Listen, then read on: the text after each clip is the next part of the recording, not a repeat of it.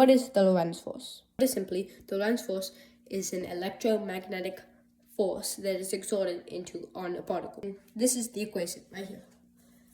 F equals Q of E plus Q of E times B, each having their own components. What are these components?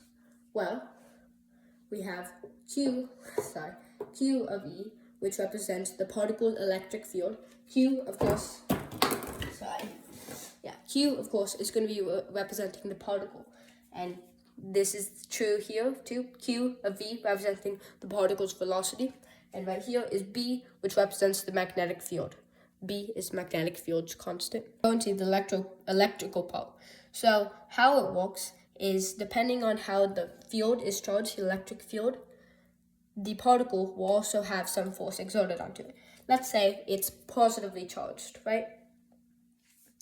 So if the field is positively charged, then if the particle, let's say it's is positively charged, then it will be able to affect the particle because it's positively charged. That's just a rule of thumb. And the same thing goes with negative. If it's positive, if the field is positively charged, it can also affect the negatively charged particles. That is just a rule of electromagnetics for the most part. And it works in inverse too. So if you have like a positively charged particle, and then if you have like a negative field, then there's just not going to be any force exerted onto it. Really quickly, just want to help you learn something. This is the magnetic field. So the magnetic field basically exerts a force by making sure that the magnetic field direction and the particle's direction is perpendicular to each other. So let's say that the magnetic field is facing downwards and the particle is facing upwards. There will be some force that basically turns the particle's direction so that it's then maybe facing left. It doesn't look left, but for me it's my left, for you guys it's your right. It's facing right, we'll say.